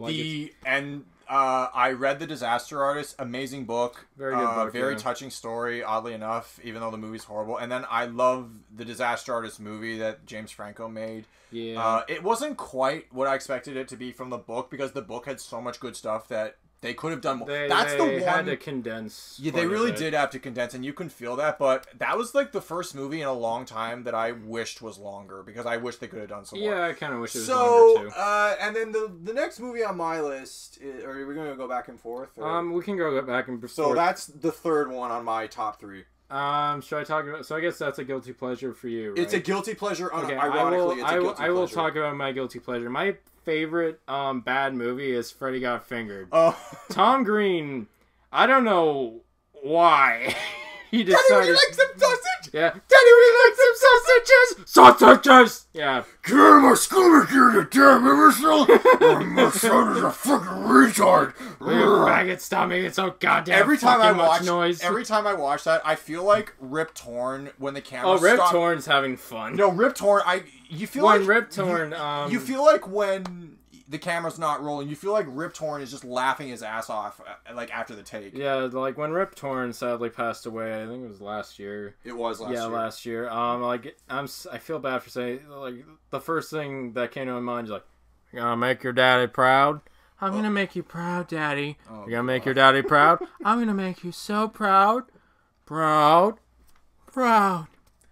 Get the fuck out of the way!" Like, that whole scene played in my head when I heard the news. And I'm like, yeah, you know what? Like, it's one of my favorite roles from him because he's just so delirious as the angry dad. Freddy Got Fingered is like, you know, it's so bad, but it makes me laugh harder than most modern comedies. Some scenes make you laugh. I quote that movie with my friends all the time. I enjoy watching it. I get such a kick out of it because it's so subversive and nasty. It's kind of like, I kind of feel like if it came around the time of, like, Tim and Eric and, like, the Eric Andre show, like, the Adult Swim era, like, it feels like such a proto version of all that. You know, all this anti-humor and all this gross out shit that just is made to, like, shock and offend. Yeah. And that's why I like Freddy Got Fingered. I enjoy watching it. I won't lie. Okay. It's one of my favorite movies to watch sometimes. So, the second movie on this, like, all-time, like, worst I've ever seen. This is a movie I'm probably never going to like ever. Jurassic World: Fallen Kingdom. It's probably the most newest movie, like, that of bad movies that I've seen. I rewatched it recently, and it's actually, I was slightly less annoyed the second time I watched it, but when I saw it in the theater, it's like The Lost World, but worse. Like, okay, to give you a brief recap on how I feel about the whole series, the first one, Masterpiece, needs no introduction. The Lost World, I like more than most people do. I do think, like, the message with, like, humanity and naturalism and, like, animal protection and natural habitats, it's hammered in places where it shouldn't be hammered, but it's a passable message. The Lost World is a movie I can actually enjoy. Jurassic Park 3, Jurassic Park 3, I liked it, and then I hated it. Like, as I grew up older, like, it's a cheese fest of a movie. Jurassic World was a fan servicey reboot that has some charm to it. It's fine. Like, some people hate it, but it's fine. It's not. There's nothing really much to hate about it. Like, if you like Jurassic Park, go and have a good time. Jurassic World: Fallen Kingdom, on the other hand, is the dumbest shit I've ever seen. So, the island that the original park was on apparently had an inactive volcano that's going to explode, so they have to get all the dinosaurs off the island and relocate them to another island. But the mission gets hijacked by mercenaries who are taking the dinosaurs to the mainland, where this big greedy billionaire is like, cha-ching, cha-ching, cha-ching, money, oh money, how I love thee. He just wants to sell dinosaurs to tycoons. How well is that gonna go? Like, you're gonna be filthy fucking rich, but you're gonna have dinosaurs, like, being weaponized. Like, I hate the fact that the first half of the movie is on the island, but the second half takes place entirely in some mansion. And that's the first Jurassic Park movie where a good chunk of it takes place away from an island. Like, The Lost World has that, like, last 10-minute scene where the T-Rex goes on a rampage in the city, but this is, like, some new level shit. Yeah, this is basically just, like, The Lost World, but even worse. Like, yeah. I don't love The Lost World, but, like, it's not as bad. Like, it's fine. And to make matters worse, the dinosaur, the Indominus Rex, was a Frankensaurus that they created in the first, like, Jurassic World. That guy's or girl, sorry, they're all female, but that girl's dead, and they take a bone from her skeleton to make a raptor that is like the Indominus Rex, but a bigger raptor. And B.D. Wong's character, Dr. Wu, I think, is there. He comes back. Yeah. Yeah, and he's like this mad scientist, and he's saying, the Raptor needs a mother figure, and then you got Chris Pratt's Raptor, who could have like been the mother or some shit, and then it is the most redundant weapon I've ever seen, because the idea is you take a rifle that has nothing but a laser pointer on it, no ammunition, and you laser point this rifle at whatever you want the Raptor to kill. The Raptor will maul that thing to death.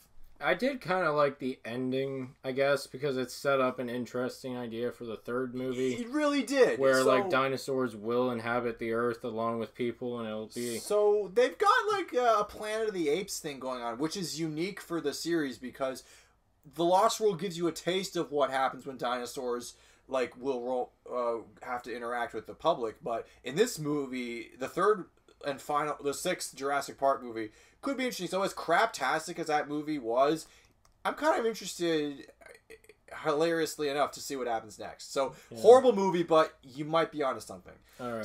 So do your two, because I want to take some time to. So you gotta cool down. I can tell you're getting incensed. He's turning red, folks. He's turning red. My number one. Oh god. Okay. So I guess I'll do my other one after I do yours. After you do yours, so I'll talk about this next one.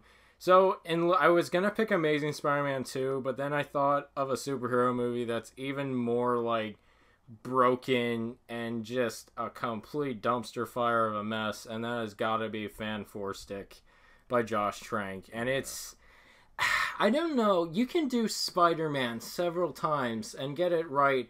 You know, not all the time, but most of the time. You can take the X-Men and do as many fucking movies as you want with it. The continuity doesn't matter. The timeline doesn't matter. They can do as many as they want to varying degrees of success. But Fantastic Four has never been done right fucking once. And they've made 3 of these They've movies made 3 of them. They're probably going to make another one with the MCU. And hopefully they can do something better, because this is kind of embarrassing, guys.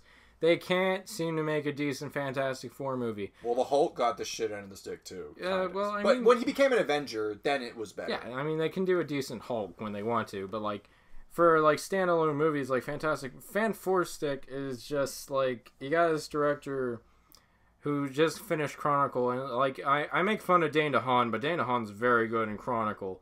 And Josh Trank did a very good job with Chronicle. And even the writer, Max Landis, did a good job with Chronicle. But every movie they made afterwards, interestingly, got worse and worse. And I think that's weird. And, like Chronicle was, like, their biggest hit. And, like, with Fan Four Stick, like, the studios didn't like what Trank was doing. The actors are kind of not feeling it. The movie, like, he got fired after, like somewhere around the tail end of the production, just before it's about to be released, he releases a tweet where it's like, this movie would have been so much better, but it's not. That's life, though. And it's just like, that's not good. Well, all the self-pity, I mean. Yeah. Making me feel like I have to feel sorry for you, Arthur. You're awful. You're awful, Fox. You're awful, Fox interview. Taking my movie, adding extra scenes, and having an inconsistent wig on Kate Mara, and inconsistent facial hair on Miles Teller. You're awful. You just want to make fun of me. Okay, enough with the Joker shit. We're gonna be called edgy. But yeah, I just don't like Fan Four Stick. It's not well made. It's a slud. It's just. It's not fun. It doesn't try to be cute. Like, the trailer wasn't promising, but, like, I thought it would be, like, fine. Doctor Doom. Again? Yeah, Doctor Doom's the villain again. I honestly kind of like this one scene where he's walking through a corridor, and everyone he encounters, he disintegrates with his mind. It was kind of like, it almost felt like Josh Trank was like, if I could remake Scanners, this is how I'd do it. This is how I'd remake Scanners. And it's like, well, okay then. But yeah, other than that, he's not a super strong villain. The final fight scene is the first... We don't even see much of a dynamic between the team, because they don't team up together until the very, very end of the movie. Like, the last 20 minutes. They're separated all throughout the movie in various ways, and you don't see them bond as a team. You don't see them do a lot of superhero shit. And it's just miserable. Like, it's just not a fun movie like it could have been, or not even a very intellectual movie like it should have been, which is, I think, what Josh Trank was trying to do. Yeah. But he got, curtailed. And it's Yeah. unfortunate. Like a lot of bad superhero movies have that problem. Suicide Squad, Justice League. Like even like something like Ant-Man had some troubles with their director where it's like you kick him out and you replace him with someone else. Could have been better, but we'll never know. And yeah, it's like Fan Four Stick is definitely like one of the worst superhero movies. I think I'd rather watch Batman and Robin, if I'm being honest. That's saying something. Wow. Anyways, Evan, your next movie is a childhood horror story. Childhood trauma. Not. So, no. we're gonna. You no probably nostalgia for this one. You guys will probably understand where I'm going the second I mention his name. Dr. Zeus. My Nana read me the storybooks. I grew up on that shit. The Cat in the Hat was one of my favorite Dr. Zeus stories. I also loved the Lorax. I loved the 500 Hats of Bartholomew Cubbins. The Places You'll Go, that one book that every high school graduate gets as a graduation gift. Yes. So, Dr. Zeus, I'm growing up in the mid to late 90s. I'm about 4 or 5 years old. Dr. Zeus stories are the fucking shit. Like, I love Dr. Zeus. It's awesome. I like reading it, but they only had once in a blue moon, their books got turned into cartoons. Damn good cartoons. Like, there was Boris Karloff with the Grinch. There was Alan Sherman, who voiced the Cat in the Hat in that cartoon. Then there was a Lorax cartoon, and Horton Hears a Who. Those are 4 that I can remember seeing. And I watched those, like, religiously when, before, like, I went to, like, junior kindergarten. Like, that was my day with my Nana looking after me and my brother, just watching those cartoons. Good times. Bliss. They're classic. They're good. But then... in 2000, my mom took 8-year-old me to see The Grinch with Jim Carrey, directed by Ron Howard. I didn't really love the movie, but I didn't like hate it either. Like I was glad I saw it. It had some good laughs. A lot of the jokes went over my head though. It was a fairly well-made movie. It really was. And Jim Carrey, I mean, he is a master of like. That was the first Jim Carrey movie I ever saw, oddly enough, and you can't even recognize him under all that makeup. Which, by the way, it's a kind of a widely known fact at this point, but he did have to consult with a Navy SEAL on the set to teach him torture-resistant tactics because the makeup was so like obnoxious. So yeah. Anyway, so the Jim Carrey Grinch kind of gave me some hope. Like, what other Dr. Zeus stories could be turned into like live action movies that look like this? Because the look of the Grinch was actually pretty awesome. Like, I'm not gonna lie, like the set was cool. The designs of all the Who's were cool. I mean, they were mean spirited as fuck, but you know, it was a decent movie. Like I will even still watch it like every Christmas once in a blue moon. Like it's that good. Like, it's not a great movie, but it has some appeal that's grown on me over the years. Yeah. I cannot say the same thing about the Cat in the fucking Hat with Mike Myers, directed by Bo. I don't give a fuck what his last name is. Oh my god. This is the worst movie I've ever seen in my life, but it had potential. I'll tell you this. I remember sometime in the early 2000s, I was leaving a movie theater and I saw a teaser poster with the hat and the white glove, thinking, oh my god, they're actually making a Cat in the Hat movie that's going to be awesome. And then I saw the picture of Mike Myers in the costume and he scared the shit out of me. And you know what? My mom took my brother and I to see it on a Sunday night. We didn't see it opening night for whatever reason. And seeing movies on Sunday nights kind of sucks. Like, because you have a busy weekend, you have school the next morning, and you have to go to bed as soon as you're done with the movie. So, already, like, the circumstances to see this movie were not ideal. So, my brother and I were like, my brother also really was in a bad mood that night. He didn't want to see the movie, but my mom and I wanted to get it over with because it was Mike Myers. Mike Myers in the late 90s, early 2000s, Mike Myers was on top of the world. Like I like Mike Myers for the most part. Yeah, like he did Austin Powers, Wayne's World, Shrek. Yeah, Shrek. I'd say those are his 3 biggest things. Yeah, so those 3, like Mike Myers was a god, and when we heard he was going to play the Cat in the Hat, we had a lot of faith. So we go see the movie.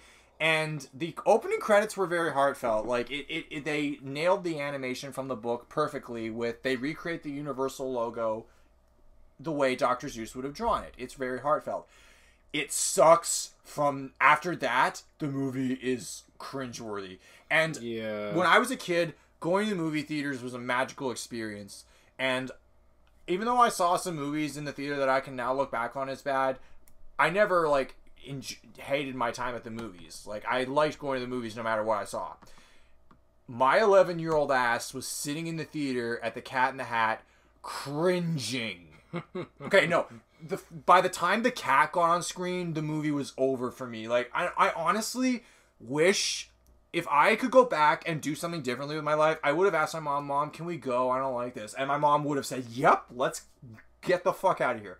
Obviously not in that language, but seriously. And I've only seen this movie twice in my entire life. The first time I watched it was in the theater, and I never watched it again. The second time was oddly enough very right before we recorded this episode because I had to do my homework to talk about the horror that this movie inflicted on me. Like, this movie, I don't like it. I don't like it more. I actually hate it just as much as I hated it back then. Yeah, I don't like it. I do not.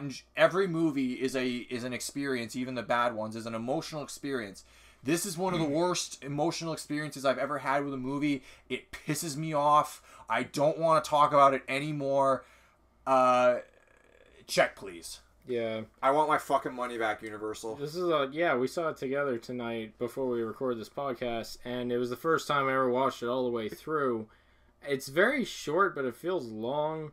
And I think if I had only one takeaway, I'd say it's not a bad-looking movie. Like, I like the production design. The production design looks like Dr. Zeus. Yeah, they got that right. They nailed it. I felt like I was in a world. Well, with the exception of that fucking rave with Paris Hilton. Yeah, there's a lot of dated stuff, and there's a lot of, like, gags that just don't land. The Grinch had one or two off-color jokes that were, like, too edgy even for the adults, even some of the adults. Like, there's a joke in the Grinch where he flies face first into this, like, lady's boobs, and she has this, well, I never look on her face. Like, something you'd see in like a comedy at the time. I thought you were going to talk about the scene where he, like, takes his dog Max and puts it in the mayor's mouth. The mayor kisses the dog's ass. Like, that movie, those two jokes are the most cringy, like, fucking jokes in the whole Grinch.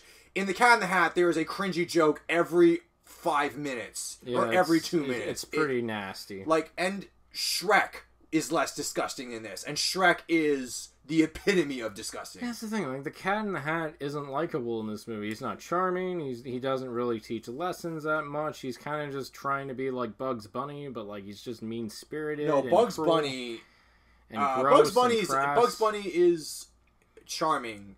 Like, Bugs Bunny is not even unlikable. Bugs Bunny is amazing. Did you know that the guy who shot this movie, Emmanuel Lubezki, he's the same guy who shot by shot I mean, like, he was a cinematographer. He was a cinematographer on Birdman. He was a cinematographer on The Revenant, Gravity, Children of Men, The Tree of Life, and Sleepy Hollow. What was he thinking? I know. This is like, I'm looking at his list, and like The Cat in the Hat's like one of the more egregious things here. Like, he has a great career, and like he made this. There were some interesting shots in the movie here and there, but the script, I want to punch the 3 or 4 people who wrote this shit. Like, yeah. And I don't get that feeling. I don't hate a movie to the point where I want to assault the people who have to, like, who had something to do with it, because I'm not a violent guy. But, like, I cannot stand The Cat in the Hat. Yeah. Let's just be done with it. Yeah. Well, not technically we aren't, because my next pick is another Mike Myers movie that basically, and I like, Cat in the Hat hurt his career, but then he went on to make Shrek 2. Shrek 2 bounced him back. Yeah. But this movie fucking annihilated Mike Myers' career, and that movie is none other than The Love Guru. I have not seen The Love Guru. The Love Guru is a tasteless, heartless, disgusting movie that's just not funny at all. Mike Myers is playing this really unlikable character. He's not, like, I'd say he's a bit more unlikable in The Cat in the Hat, because he's just like a dick to these kids and all the animals he sees, but the character he plays in Love Guru is just like this needlessly, like, crass and just, like, uncharismatic person. I don't want to spend, like, a feature-length runtime with his character, because he's just, like, not endearing in the slightest. He makes fun of little people. The guy who plays Mini-Me is in it. Yeah, Vern Troyer's in it. He's basically doing the same shtick he did in Austin Powers, but it's not that fun anymore. The innocence is wearing off hard. And, like, yeah, Jessica Alba's bad in the movie. Don't they poke fun at the worst hockey team ever? Sorry, Torontonians. Oh, yeah, like, Toronto Maple Leafs play a crucial part of the movie where they win the Stanley Cup. And Evan, you want to know how they won the Stanley Cup? How? Mike Myers drags two elephants on the ice rink, and they fuck. What? Two elephants fuck each other on an ice rink. That's how they win the game or something. I barely remember. I'm so sorry, hockey fans or fans of the Toronto Maple Leafs. Look. Someday, without elephant fucking, we will win the cup. Yeah, Logar, like, Cat in the Hat sucks, but, like, the production design's good. I don't think there's a single redeeming quality about the Love Guru. I just hate that movie. It makes my skin crawl. Like, it's nasty. Oh, wow. Yeah, but, like, that's all I can say about Love Guru. Don't watch it. If you have any right to watch Mike Myers, just watch his SNL stuff, watch Wayne's World, watch Shrek. Maybe not all the Shreks, but, like, you know, the good ones. And watch, like, Austin Powers, because that's, like, the stuff that I think his legacy will continue to be built on. So, like, I think I only have, like, two more things to say. Like, you wanted to bring up a certain Criterion movie that got on... Oh, yeah! Directed by a certain Michael of the Bay. Oh, Armageddon. And I'm going to talk about this 2000s movie with Benifer. But we'll start with okay, so Armageddon. We'll wrap it up. Armageddon is a flawed movie. I actually don't hate it. I really like it. Do you know? It actually became a tradition for me to watch Armageddon like the night before during exam time when I was in high school because it just to feel the pressure. To feel the pressure. Like, 'cause, seriously, like you really feel the weight of like these inexperienced like roughnecks are slapped into NASA spacesuits and like go blow up an asteroid and.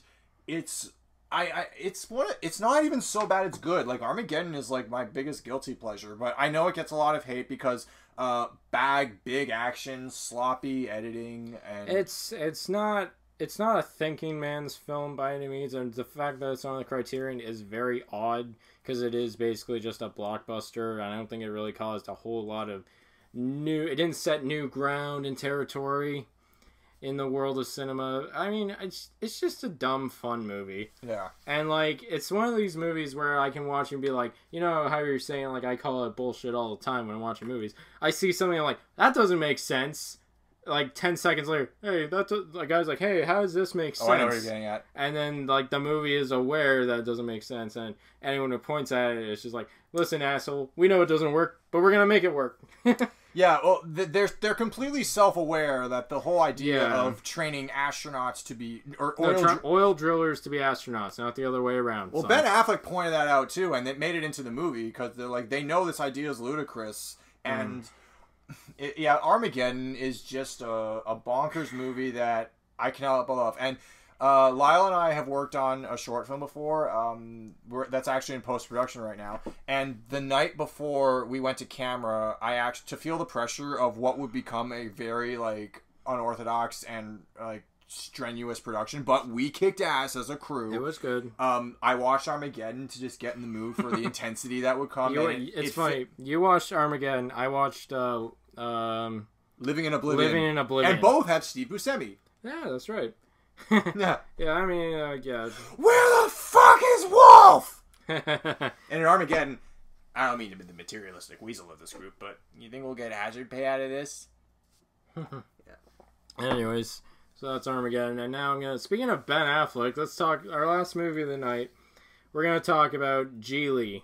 Yeah. Which is maybe not the absolute worst movie ever fucking made, but definitely one of a really good contender. I love crime films, and I hate romantic comedies. And Geely is a combination of the two, but neither genre benefits the other. It's basically Ben Affleck is a guy named Geely.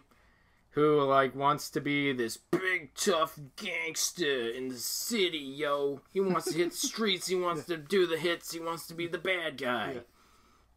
And so his main mission in the movie is he has to abduct an autistic man who is the son of, I think it's the district attorney of the city.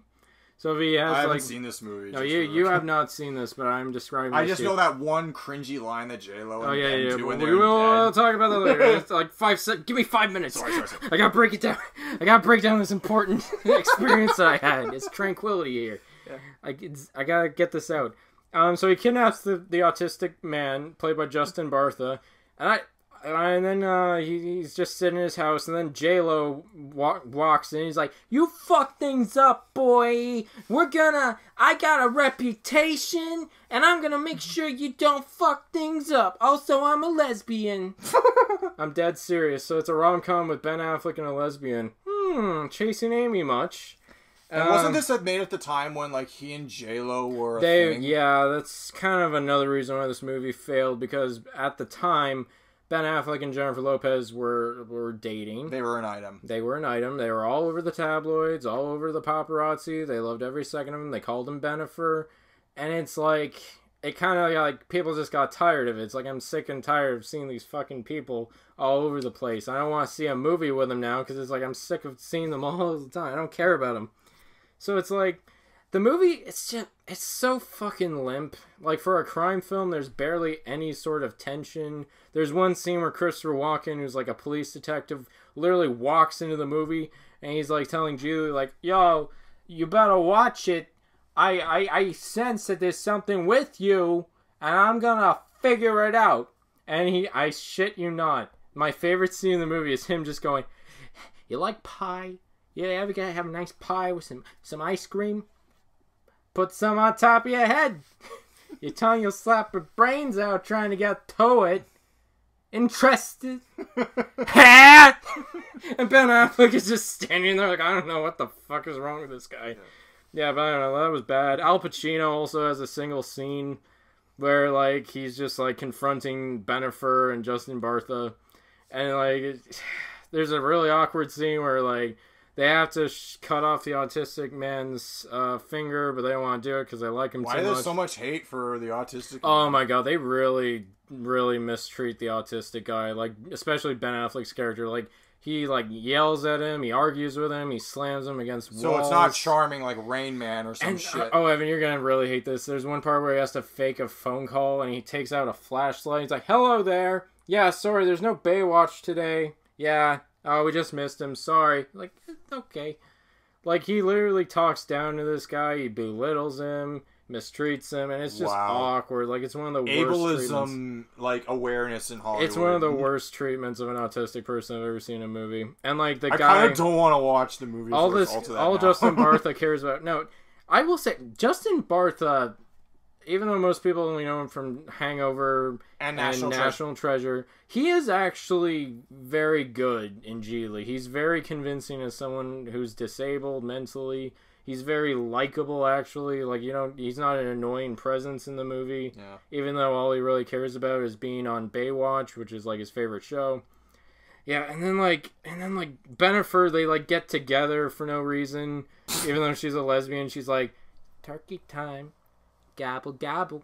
Ben Affleck's like, "What?" I know that line in like all those cringe videos. And it's such a passionless sex scene. Like, I am very attracted to Jennifer Lopez. That was one of like the cursed 4 movies that tanked Ben's career. Yeah, I'm gonna get to that. Yeah, but it's like after that sex scene, which I'm like, you think Jennifer Lopez, like, you'd really want to have a passionate wild night with J-Lo, but Ben Affleck and her, they just look so bored. And it's weird because they have no chemistry even though they're dating, and it's kind of like, I think it's just a strain on their relationship too.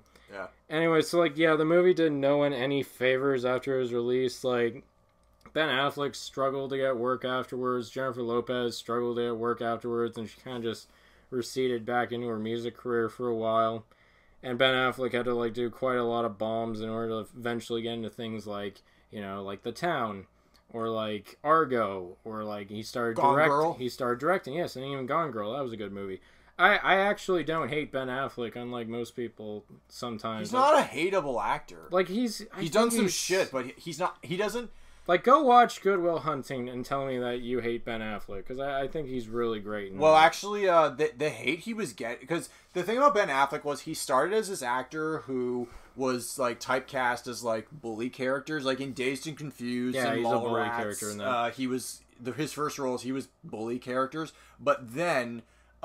when he did Good Will Hunting, that changed the stigma. He's still a stupid, like, a dim-witted character in Good Will Hunting, but there was... he has a heart to him. He really does, but the hate for him in the film community was actually so strong that there was a conspiracy theory in Hollywood going around that Ben Affleck and Matt Damon hired a ghostwriter to make Good Will Hunting, and the guy who was suspected of writing Good Will Hunting in actuality actually debunked this whole theory and said, no, I did not write this at all. Ben Affleck and Matt Damon are that fucking good.